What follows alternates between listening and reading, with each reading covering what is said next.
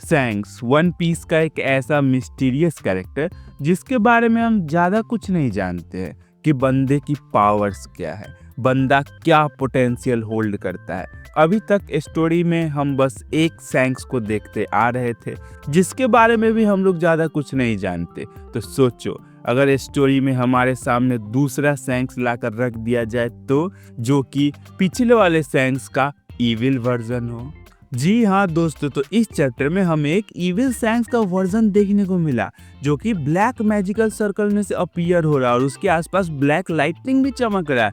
और ऐसा हमने कहाँ देखा है?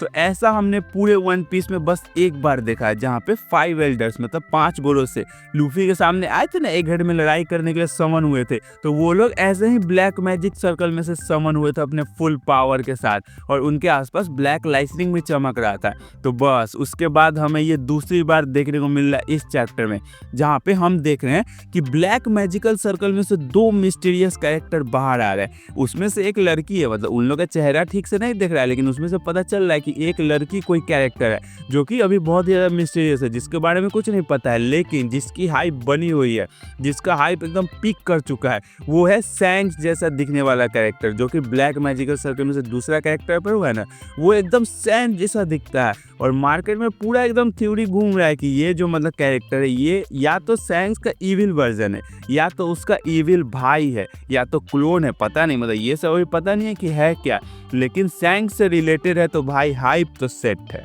इस सैंक्स जैसे दिखने वाले मिस्टीरियस कैरेक्टर के बस एक छोटे से लुक ने पूरे वन पीस फैंस का खड़ा करके रख दिया है। तो सोचो जब इसके बारे में पूरी तरह से रिवील होगा तब क्या होगा। सो हेलो एनिमे फैंस, स्वागत है आप लोगों का वन पीस की एक और वीडियो में।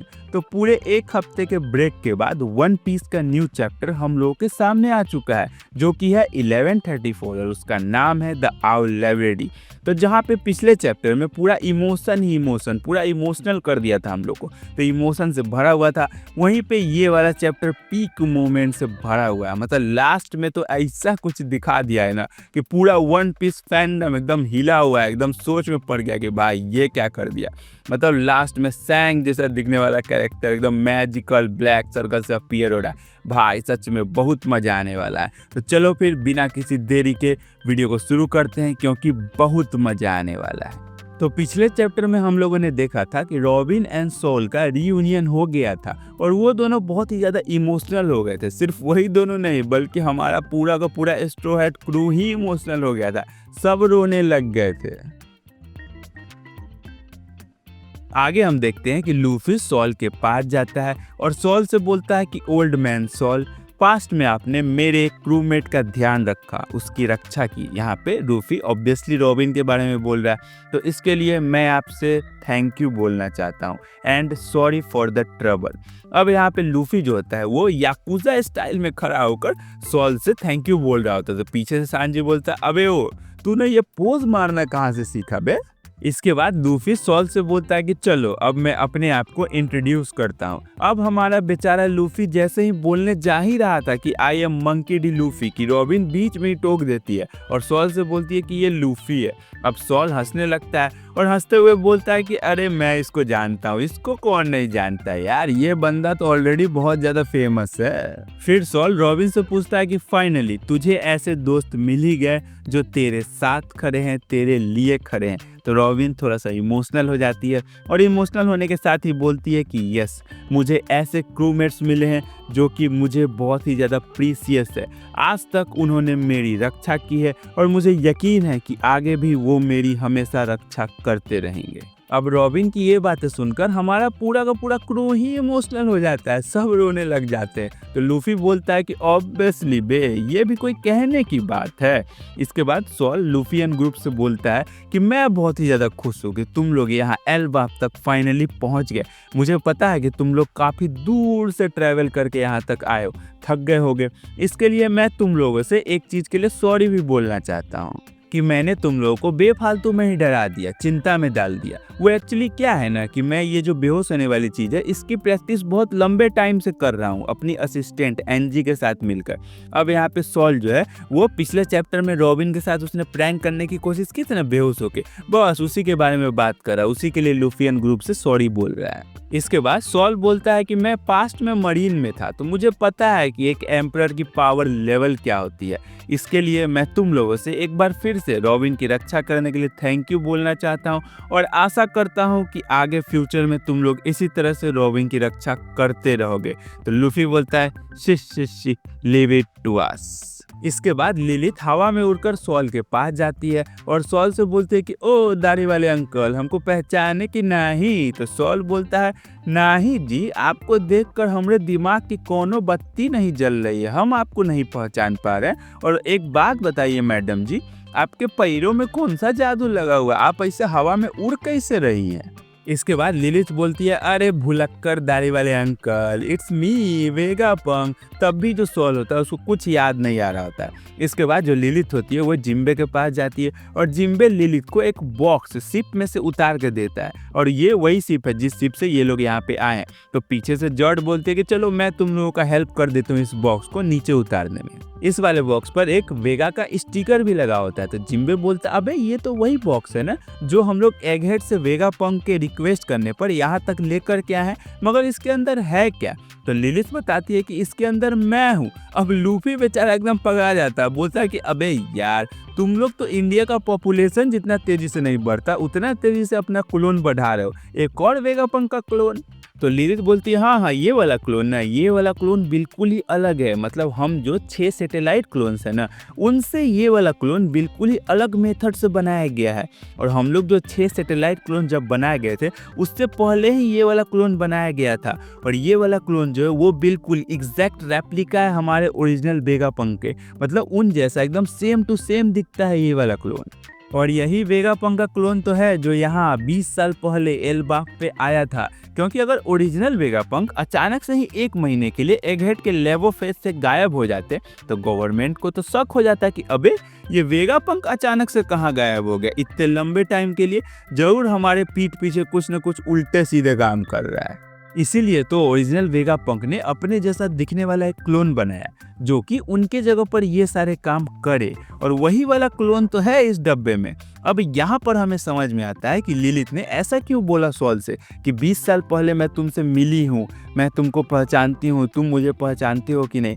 क्योंकि 20 साल पहले ये जो बॉक्स वाला क्लोन है वो तो यहाँ पर एल्बफ में आया था और सॉल से मिला था। भले ही लिलिथ खुद सॉल से नहीं मिली हो लेकिन तुम्हें पता ही होगा कि वेगापंक के जो सारे क्लोन्स हैं वो सारे मेमोरी वगैरह ये सारी चीज़ें मेमोरी जो है आपस में शेयर वेयर करते हैं, तो उन लोगों को सब चीज़ पता होता है आपस में कि क्या किसके साथ हुआ है। इसीलिए लिलिथ बोल रही है सॉल से कि 20 साल पहले मैं तुमसे मिली हूँ। भले वो खुद नहीं मिली हो लेकिन वेगापंक का जो ये बॉक्स वाला क्लोन है वो तो मिला था। तो इसलिए लिलिथ को याद है कि 20 साल पहले वो सॉल से मिली थी लेकिन सॉल को याद नहीं है। इसके बाद लिलिथ बोलते हैं कि हम लोग इस बॉक्स को सेफली एगहेड से यहाँ एल्बा तक लेकर तो आ गए हैं लेकिन हमारे पास ऐसी टेक्नोलॉजी या फिर ऐसा टूल्स नहीं है जिसकी मदद से हम ये बॉक्स को खोलकर क्लोन को बाहर निकाल सके।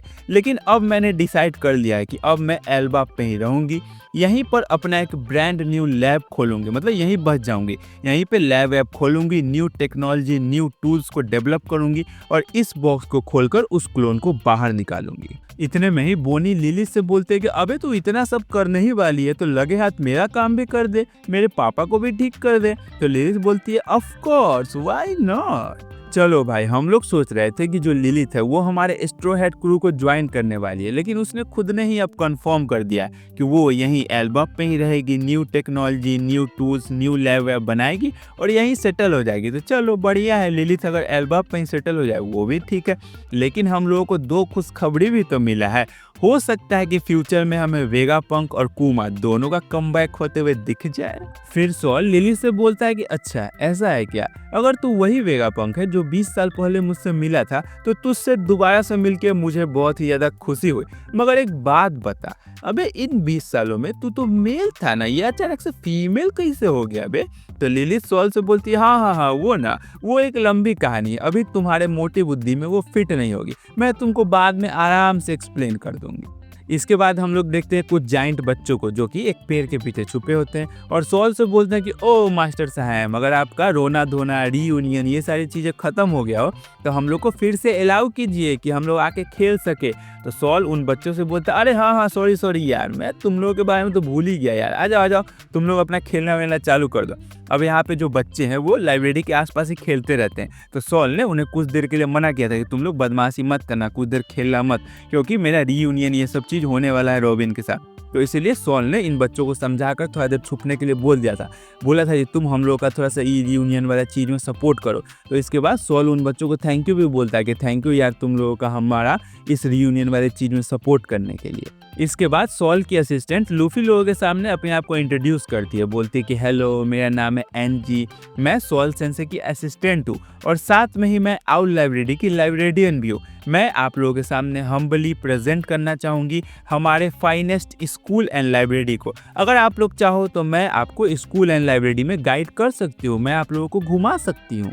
इतने में तो लूफी एंड सब भाग लेते हैं। बेचारी एनजी खड़े होकर सोचते ही रहती है कि अबे ये दोनों कहाँ भाग लिए। लूफी बोलता है कि अबे यार जगह तो देख यार, कितना ज़्यादा कूल जगह है, चल हम लोग खुद से ही घूम के आते हैं। उसब बोलता है अबे हाँ यार, सबसे पहले हम लोग वहाँ चलते हैं जहाँ पे एल्वप के वॉरियर्स ट्रेनिंग करते हैं। अब इसके बाद हम लोग को बताया जाता है कि ये जो स्कूल है ना जिसके बारे में ये लोग बात कर रहे हैं, ये आउल लाइब्रेरी के आसपास में ही स्कूल है और इस स्कूल का नाम है वॉलरस स्कूल ऑफ एल्वप। यहाँ पे एल्वप के बच्चे वगैरह पढ़ते हैं और इसी स्कूल में उन लोगों का मतलब वॉरियर्स का ट्रेनिंग एकेडमी भी है। इस स्कूल को फॉर्मर किंग के रिक्वेस्ट पर प्रोफेसर सॉल ने 20 साल पहले बनवाया था। फिर सॉल एनजी और जॉर्ज से बोलता है अरे तुम लोग लूफी लोगों का ध्यान रखना, उन लोगों को अच्छे से घुमाना वगैरह, मैं रॉबिन को अपने साथ ही रखूंगा, मैं इसको लेकर जा रहा हूँ लाइब्रेरी दिखाने के लिए। हमारी प्यारी नामी डिसाइड करती है कि मैं स्कूल देखने जाऊंगी। चॉपर डिसाइड करता है कि मैं लाइब्रेरी देखने जाऊंगा क्योंकि उसको जाइंट साइज के बुक देखने में ज़्यादा इंटरेस्ट है। हमारा लौंडा सांजी डिसाइड करता है कि मेरी नामी श्वान जहाँ जाएगी मैं वहीं जाऊँगा, तो मैं स्कूल ही देखने जाऊँगा। अब हमारा लौंडा सांजी नहीं सुधरने वाला भाई, वो हमेशा लौंडियों कहीं पकड़ कर लटका रहता है। अब यहाँ पे ब्रुक डिसाइड करता है कि मैं अभी स्कूल ही देखने जाऊँगा। जिम्बे और फ्रैंकी डिसाइड करते हैं कि अबे हम दोनों चलते हैं ना और आइलैंड के जाइंट ट्रीज को देखते हैं। अबे इन दोनों का चॉइस हर टाइम इतना बोरिंग क्यों होता है बे। अब वही जाइंट बच्चे जो पीछे बोल रहे थे ना कि हमें अलाउ करो आके खेलने के लिए, तो वो अब खेलने के लिए आ चुके हैं और वो लोग लूफी लोगों के पीछे भागने लगते हैं और बोलते हैं कि अबे ये देख पिद्दू से लोग, चल इनको पकड़ लेते और अपना खिलौना बना लेते। मगर लूफी को कुछ फर्क नहीं पड़ रहा, वो लौंडा अपना मस्ती में, उसको बस खुशी है कि हम एल्वाप में आ चुके हैं, अब करेंगे मजे। लेकिन जोरो गुस्सा हो जाता है। जोरो बोलता है कि अबे कौन बहन के पकौड़े बच्चे है बे, काट दूं क्या इनको। तो उसब जोरों से बोलता है अबे ये अक्ल के दुश्मन, पागल हो गया है क्या तू है? अबे ये तो ऐसे ही छोटे से बच्चे हैं, शरारती बच्चे, थोड़ी देर खेलेंगे और निकल लेंगे, तू क्या छोटी छोटी बातों पे हर किसी को काटता फिरेगा क्या? तो उन्हीं जाइंट बच्चों में से जो अच्छे जाइंट बच्चे होते हैं वो बदमाश जाइंट बच्चों को समझाते हैं कि अबे ओ तुम लोग ऐसे पिद्दू आदमी लोगों को परेशान नहीं कर सकते, उनका पीछा नहीं कर सकते, और हाँ पिद्दू आदमी को पिद्दू आदमी बोलना भी यहाँ पे मना है। तो जोरो बोलता है अबे कौन है ये बेसिस्ट ब्रैट्स, सच में ये वॉरियर विलेज के बच्चे ही है ना? तो उसी में से एक जाइंट बच्चा बोलता है कि ओ अंकल ब्रैट नहीं बोलने का। तो उसब बोलता अरे बुरा मानने वाली बात नहीं यार, तुमने भी तो हमें पिद्दू कहा, हम लोगों ने बुरा माना नहीं, और वैसे भी तुम लोगों को फ्यूचर में एक दिन समुद्र में जाना है, बुरे लोगों से लड़ना है। तो बच्चे लोग बोलते हैं अबे ये सब कौन करता है, अबे हम क्यों जाने लगे समुद्र में और बुरे लोगों से लड़ने लगे, हम ये सब नहीं करते। तो उसब बोलता अबे तुम लोग एल्वप के रिजर्व ट्रूप ऑफ वॉरियर्स में से नहीं हो। तो जाइंट बच्चे बोलते अबे ये सारी चीज़ें तो ओल्ड फैशन हो गई, ट्रेंड में नहीं है, ये सारी चीज़ें हम लोग नहीं करते। वाह, यहाँ के बच्चे भी आजकल ट्रेंड फॉलो करने लग गए। तो जोरो नोटिस करता है कि अबे मुझे किसी एडल्ट लौंडिया की आवाज़ सुनाई दे रही है। इसके बाद जो बच्चे होते हैं वो जोरो लोगों को, मतलब लूफी जोरो इन लोगों को बताते कि अबे सही सुनाई दे रहा है तुम लोगों को, तुम लोग जिसकी बॉडी पे खड़े हो ना वहाँ से उतर जाओ, वरना उनको गुस्सा आ गया ना तो फूंक मार के तुम लोगों को उड़ा देगी। अबे तुम लोग हमारी बायोलॉजी टीचर के बॉडी पे खड़े हो। वाह, क्या बायोलॉजी टीचर है बे, जिनका खुद का बायोलॉजी एक नंबर है। साला ये होती है बायोलॉजी टीचर। एक हमारे यहाँ मैडम तो छोड़ो, सर को भेज देते हैं बायोलॉजी पढ़ाने के लिए, बाकी सब तो ठीक है, लेकिन लूफी को देखो, लूफी कहाँ खड़ा है। अबे ऐसी जगह पे खड़े रहकर अगर बायोलॉजी पढ़ने का मौका मिले ना तो सारी बायोलॉजी मैं एक ही दिन में पढ़ जाऊंगा। और इस बायोलॉजी टीचर का नाम है रिप्ले। तो रिप्ले से लूफी लोग सॉरी बोलते हैं कि हम आपकी बॉडी पे खड़े हो गए थे। रिप्ले लूफी लोगों को बोलते हैं कि अरे कोई नहीं, तुम लोगों में कोई वजन नहीं है, तुम लोग हैवी नहीं हो, तुम लोग मेरी बॉडी पे रह सकते हो। लेकिन तुम लोगों को ये चीज़ जानकर शौक लगेगा कि अब तो 100 साल हो चुके हैं और जो वॉरियर्स है, जाइंट वॉरियर्स है, एल्बाब के वॉरियर्स है, उन लोगों ने पूरी दुनिया में कोई भी गंध नहीं मचा है। मतलब हम जाइंट वॉरियर्स ने वायलेंस करना, अत्याचार, लड़ाइयाँ वगैरह ये सारी चीज़ें अब छोड़ दी हैं। वो सारी चीज़ें तो पुरानी हो चुकी है, उनका ज़माना गया। और ये बायोलॉजी टीचर तो बड़ा कमाल कर रही है यार। लूफी को देखो कहाँ पे सोया हुआ है, मतलब लूफी को कहाँ पर लेटने का इजाज़त दे दिया। भाई जन्नत है जन्नत, ऐसा जगह पे लेटने का तो हम लोग को इमेजिनेशन भी नहीं आता। लूफी भाई आप ग्रेट हो, आप हमारा सपना जी रहे हो, लेटो लेटो। इसके बाद रिप्ले लूफी से बोलते तुम लूफी हो ना, मैं तुम्हें जानती हूँ, बल्कि मैं तुम सबको जानती हूँ। सॉल ने मुझे तुम लोगों के बारे में बताया था और इन बच्चों की तरफ से, मतलब इन शरारती बच्चों की तरफ से मैं तुम लोगों से माफ़ी मांगना चाहती हूँ कि इन लोगों ने तुम्हारे साथ शरारत की। और हाँ, तुम लोग इन बच्चों को ब्रैट कहकर बुला सकते हो, कोई दिक्कत नहीं है, मगर हमें तो बायोलॉजी वाली मैडम कह के बुलाना है ना। फिर रिप्ले बताती है कि हमारे किंग हेराल्ड ने हमें बताया था कि हमें दूसरे नेशंस के साथ लड़ाई नहीं करनी चाहिए, बल्कि उनके साथ प्यार से रहना चाहिए, उनके साथ ट्रेड करना चाहिए। चाहे हमारे बुढ़े सटियाए हुए एल्बाब के एल्डर्स कुछ भी भौंकते रहे, हम लोगों को लड़ाई नहीं करनी है, हम लोगों को ट्रेड करना है दूसरे नेशंस के साथ। अब यहाँ पे जो ऊसप होता है वो बोलता है किंग हेराल्ड ये कौन है? तो एनजी बताती है कि किंग हेराल्ड हमारे फॉर्मल ग्रेट किंग है, मतलब पिछले ग्रेट किंग है।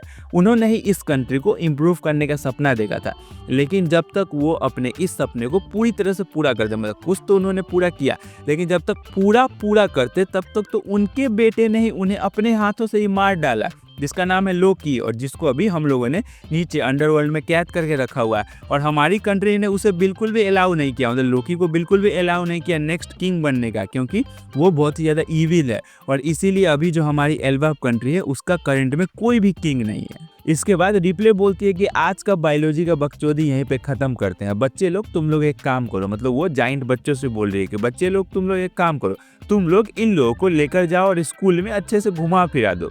इसके बाद रिप्ले लूफी से बोलती है कि अरे कप्तान साहब, आपका जो वाइट वाला फॉर्म है जो आजकल बहुत ही ज़्यादा फेमस भी हो रहा है, उसमें तो आप बहुत अलग दिखते हैं, अभी आप बहुत ज़्यादा अलग दिख रहे हैं। तो लूफी रिप्ले को बताता है कि अरे हाँ, वो तो मेरा फ्रीडम फॉर्म है, उसमें मैं अलग दिखता हूँ। तो यहाँ पर जो हमारा लूफी है वो अपने नीका सनगढ़ वाले फॉर्म को फ्रीडम फॉर्म कह के बुलाता है। फिर रिप्ले लूफी को बताती है कि आपको पता है हमारे एल्बाब में भी बहुत समय पहले आपके व्हाइट वाले फॉर्म की तरह दिखने वाला ही एक लेजेंडरी वॉरियर था। तो लूफी बोलता है ओहो बढ़िया।